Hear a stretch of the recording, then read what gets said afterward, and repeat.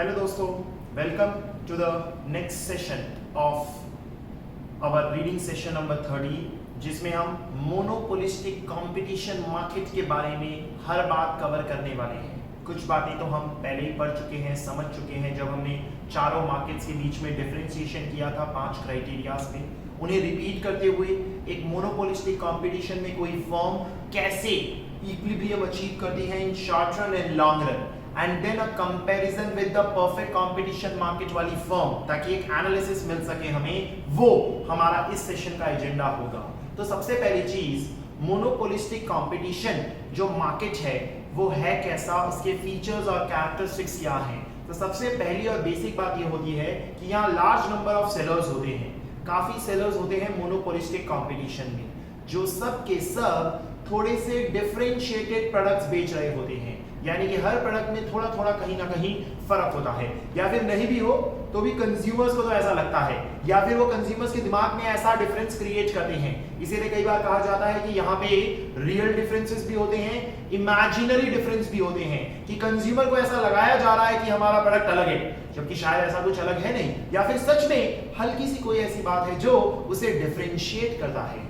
जिस डिफरेंशिएशन को करना पॉसिबल होता है through product innovation, through branding and through advertisement. ये 3 कीवर्ड्स इस्तेमाल किए जाते हैं ताकि प्रोडक्ट्स को डिफरेंशिएट किए जाए, एक फर्म अपने प्रोडक्ट को बाकियों से अलग दिखा सके। क्योंकि अगर वो प्रोडक्ट को अलग दिखा पाएगी तभी उसके हाथ में प्राइसिंग पावर आएगा, उसके हाथ में ये थोड़ा सा पावर आएगा कि मैं प्राइसेस को थोड़ा सा इन्फ्लुएंस कर सकता हूं। जैसे परफेक्ट कंपटीशन में कोई इन्फ्लुएंसिंग पावर नहीं थी, क्योंकि सबके सब सेम बेच रहे हैं, तो फिर उस केस में आपके पास क्या इन्फ्लुएंसिंग पावर होगी। यहां इन्फ्लुएंसिंग पावर क्रिएट होता है through product innovation, advertisement and branding.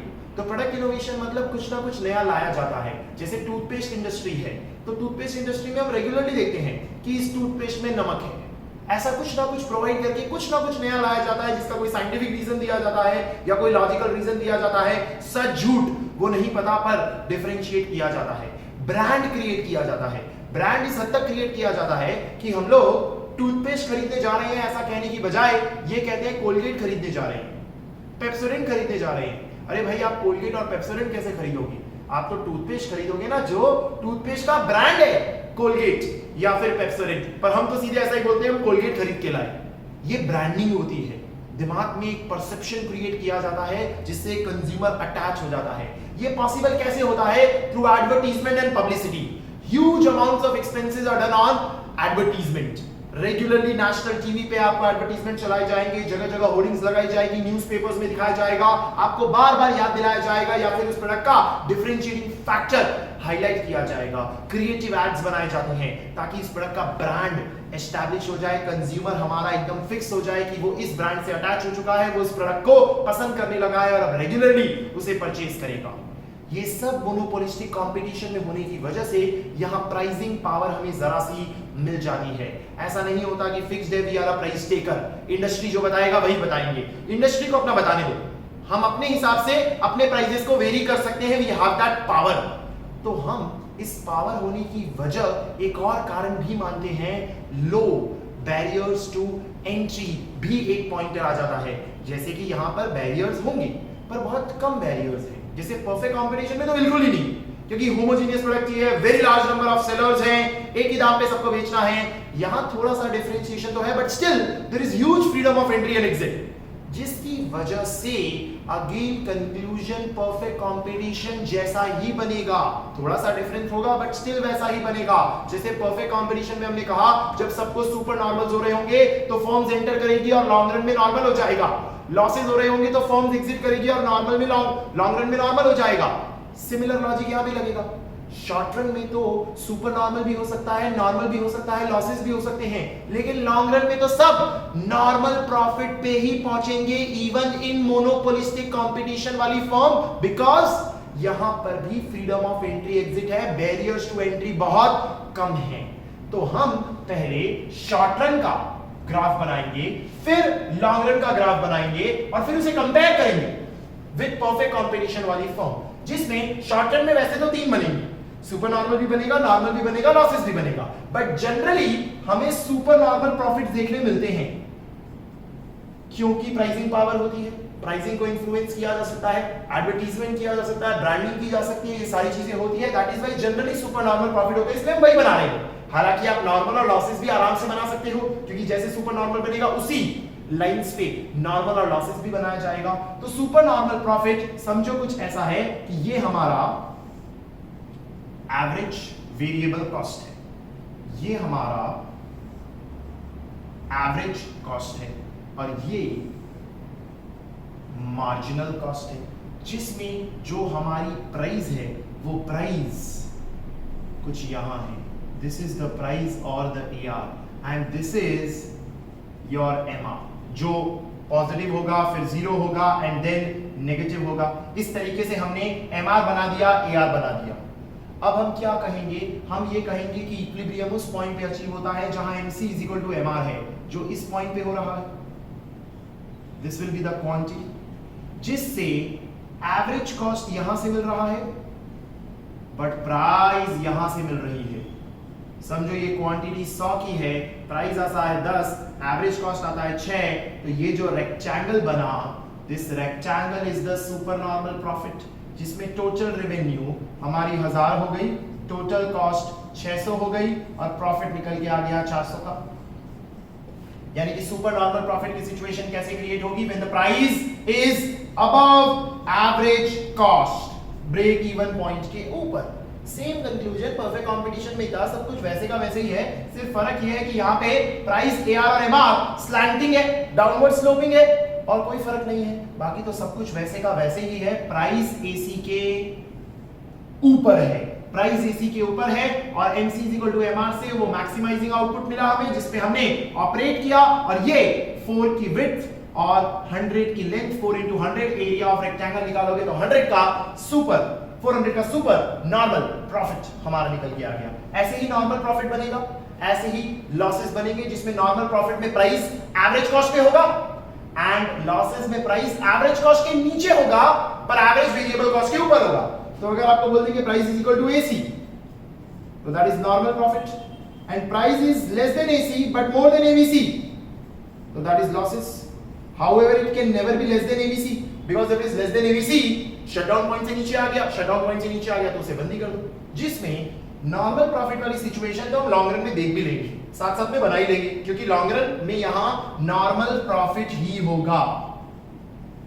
Always price is equal to average cost, always normal profit only, यहां कोई लॉसेस या सुपर नॉर्मल प्रॉफिट नहीं होंगे। क्यों? रीजन हमने बताया, freedom of entry and exit है। इसकी वजह से अगर सुपर नॉर्मल हो रहे होंगे तो फर्म्स एंटर करेगी, प्रोडक्शन बढ़ेगा, प्राइसेस नीचे आएगी, क्योंकि मार्केट में, इंडस्ट्री में तो प्राइसेस नीचे आएगी ना, भले सबके हाथ में थोड़ी प्राइसिंग पावर है। और वहीं अगर लॉसेस हो रहे होंगे तो कुछ एग्जिट कर जाएंगे, एग्जिट करेंगे तो प्रोडक्शन कम होगी, प्रोडक्शन कम होगी तो प्राइसेस बढ़ेगी, वापस कुछ फर्म्स एंटर करेगी और इस तरीके से नॉर्मल सी रिस्टोर हो जाएगी। तो ये हमारा शॉर्ट रन हो गया।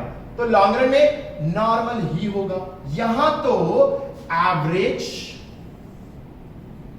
कॉस्ट ही होगा, हमारा कोई एवरेज वेरिएबल कॉस्ट नहीं होगा, एंड ये हमारे मिनिमम पे मार्जिनल कॉस्ट होगा, जिसमें ये लॉन्ग रन एवरेज कॉस्ट कब है और ये लॉन्ग रन मार्जिनल कॉस्ट कब है, जो उसके मिनिमम पे उसे इंटरसेक्ट कर रहा होगा, क्योंकि मार्जिनल कॉस्ट एवरेज कॉस्ट को उसके मिनिमम पे ही कट करता है। जिसमें हम अब बनाएंगे प्राइस, प्राइस कुछ यूं बनेगी, this is your price and this will be your MR। अब बहुत केयरफुली देखना, ये बहुत सिग्निफिकेंट और इंपॉर्टेंट है। 1 मार्क का MCQ तो देखो आप याद भी कर सकते हो, लेकिन लॉजिकली यहाँ पे कॉन्सेप्ट देखोगे तो बढ़िया रहेगा। Price is equal to AR लाना था, price is equal to AC, price is equal to AC मतलब नॉर्मल प्रॉफिट। तो अगर मैं प्राइस ऊपर बना देता तो सुपर नॉर्मल आता, प्राइस अगर नीचे बना देता तो लॉसेस आ जाती। तो इसीलिए हमने प्राइस AC पे बनाया, AC पे बनाया तो वो AC पे टैंजेंट बना, AC पे टैंजेंट, यहां टैंजेंट बना, जिसमें ये आया होगा आपका इक्विलिब्रियम क्वांटिटी और वहीं से ये आया होगा आपका प्राइस, जहां पे price is equal to average cost. ये हमारा इक्विलिब्रियम है, नॉर्मल प्रॉफिट की सिचुएशन है। लेकिन यहां एक छोटी सी प्रॉब्लम है, प्रॉब्लम ये है कि आप अगर देखोगे तो एवरेज कॉस्ट का मिनिमम तो यहां है, जबकि हमने तो उसे यही रोक दिया। एवरेज कॉस्ट का मिनिमम यहां होने के बावजूद, यानी आइडियली तो हमें क्या पढ़ाया गया था या क्या समझाया गया था कि एवरेज कॉस्ट का जहां मिनिमम होता है वहां ऑपरेट करना चाहिए, क्योंकि जहां एवरेज कॉस्ट का मिनिमम होगा उसे हम बोलते हैं minimum efficient scale, constant returns to scale. वहां पे आपकी कॉस्टिंग मिनिमम है तो ऑपरेट वहां करना चाहिए, लेकिन हमने तो यहां ऑपरेट किया है, यहां इक्विलिब्रियम क्वांटिटी निकाला है, मतलब कि कॉस्ट के मिनिमम पे आने के पहले ही, यानी जब इंक्रीजिंग रिटर्न्स टू स्केल होंगे हम तभी रोक दे रहे हैं अपने आप को, और ये कह रहे हैं यही रुक जाएगा and that will be normal profit price is equal to AC. ऐसा क्यों? क्योंकि कॉस्टिंग तो मिनिमम बाद में हो रही है ना, तो यहां पे क्यों रोक दिया हमने? क्योंकि माना कि कॉस्ट आउटपुट बढ़ाने पे गिर रही है, लेकिन जो प्राइस है वो आउटपुट बढ़ाने पे और जोर से गिर रही है, जिसकी वजह से अगर हम यहां गए तो ये पोर्शन लॉस हो जाएगा, इट विल बी लॉसेस, क्योंकि मानते हैं कि एवरेज कॉस्ट गिर रहा है, लेकिन एवरेज कॉस्ट से भी ज्यादा जोर से प्राइस गिर रहा है, मतलब जो टोटल कॉस्टिंग है वो गिर रही है, लेकिन जो रेवेन्यू है वो और जोर से गिर रहा है, जिसकी वजह से जो नॉर्मल प्रॉफिट की सिचुएशन थी वो इकोनॉमिक लॉसेस में कन्वर्ट हो जाएगी, and thereby as normal profit is a better position we would like to stop over here. इसका मतलब ये हो गया कि मोनोपोलिस्टिक कंपटीशन में कोई फर्म लॉन्ग रन में अपनी फुल कैपेसिटी पे काम नहीं करती। There is always a situation of excess capacity, always there is excess capacity. Excess capacity मतलब कुछ अंडर यूटिलाइज होता है, वो प्लांट फुल्ली यूटिलाइज नहीं होता, क्योंकि हम उसके मिनिमम एफिशिएंट स्केल पे उसके मिनिमम कॉस्टिंग तक का आउटपुट बनाते ही नहीं है, हम इसके पहले रोक देते हैं, क्योंकि अगर जाएंगे तो लॉसेस हो जाएंगे। तो वन मार्कर क्वेश्चन आएगा, which market has excess capacity? It is always monopolistic competition. Monopolistic competition always has excess capacity. यानी कि हमेशा कुछ ना कुछ पोर्शन प्रोड्यूस नहीं होगा, वो मशीन को हम खाली रहने देंगे, उसके मिनिमम कॉस्ट पे नहीं पहुंचेंगे। तो जैसे ही हम ये डिस्कशन करते हैं परफेक्ट कंपटीशन की फर्म के साथ, इसे कंपेयर करने का मन करेगा और तभी उससे क्लैरिटी भी मिलेगी, क्योंकि परफेक्ट कंपटीशन में भी नॉर्मल प्रॉफिट से price is equal to AC है, सेम लॉजिक है। तो हमारा यहां पर भी एक एवरेज टोटल कॉस्ट है और मार्जिनल कॉस्ट है एलएमसी, एंड ये एलआरसी, ये इसका मिनिमम है और यहीं पे से गया था प्राइस, तो प्राइस ही एमआर था वही एआर था, और जहां ये इंटरसेक्ट हुआ था वो हमने कहा था ये क्वांटिटी और ये प्राइस। हमारा यहां जो टैंजेंट बना होगा वो मिनिमम पॉइंट पे ही बना है, मिनिमम पे ही और मिनिमम एफिशिएंट स्केल पे ही क्वांटिटी आई, यानी in case of normal profits in perfect competition there is no excess capacity, it works at full capacity. Perfect competition में एक फर्म अपने मिनिमम एफिशिएंट स्केल पे पहुंचती है और वही इक्विलिब्रियम अचीव होता है, वही नॉर्मल प्रॉफिट्स होते हैं, जबकि मोनोपोलिस्टिक कंपटीशन में फर्म का पहले ही रुकावट आ जाता है, मतलब कि ये पोर्शन एक्सेस कैपेसिटी होती है इन टर्म्स ऑफ क्वांटिटी। तो एग्जाम एंगल से it is very simple, one marker, a perfect competition firm never has excess capacity, a monopolistic competition firm always has excess capacity. एक comparison इससे हमें और भी मिल जाता है, हमें ये दिखाई देगा कि जो मोनोपोलिस्टिक कंपटीशन वाली फर्म है वो ज्यादा प्राइसेस चार्ज कर पाएगी, ज्यादा प्राइसेस पर क्वांटिटी थोड़ी कम होगी, वहीं जो परफेक्ट कंपटीशन वाली है वो प्राइसेस तो कम चार्ज कर पाएगी लेकिन क्वांटिटी थोड़ी ज्यादा होगी। यानी कंपैरेटिव एनालिसिस में हम कह सकते हैं कि मोनोपोलिस्टिक कंपटीशन वाली फर्म प्राइस ज्यादा चार्ज करती है, परफेक्ट कंपटीशन वाली फर्म प्राइस कम चार्ज करती है। मोनोपोलिस्टिक कंपटीशन में क्वांटिटी कम होती है, परफेक्ट कंपटीशन में क्वांटिटी फर्म की ज्यादा होती है। ये कंपैरेटिव एनालिसिस भी एमसीक्यूज में पूछा जाता है और उसका लॉजिक बड़ा सिंपल है। मोनोपोलिस्टिक कंपटीशन में आपके पास प्राइसिंग पावर है, आप प्रोडक्ट को इनोवेट करके, ब्रांडिंग करके, एडवर्टाइज करके प्राइसेस बढ़ा सकते हो, लेकिन परफेक्ट कंपटीशन में तो ऐसा कोई स्कोप ही नहीं है ना।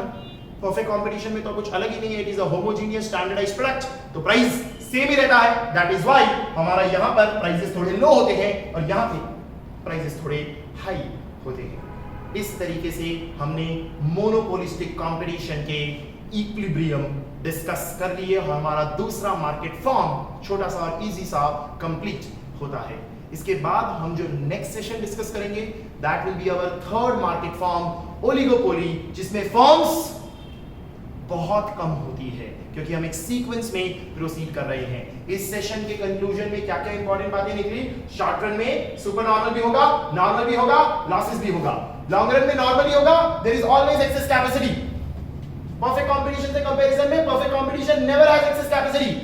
Monopolistic competition has higher prices, perfect competition has lower prices. Monopolistic competition has lower output, perfect competition has more output. और जो फीचर्स हमने पढ़े कि लार्ज नंबर ऑफ सेलर्स होते हैं, प्रोडक्ट्स डिफरेंशिएटेड होते हैं, प्रोडक्ट इनोवेशन होता है, ब्रांडिंग होती है, एडवर्टीजमेंट होता है, लो बैरियर्स टू एंट्री होता है एंड थोड़ी सी प्राइसिंग पावर एग्जिस्ट करती है। So that's it in this session. We will meet in the next session and discuss about the market form oligopoly. Thank you. Have a nice day.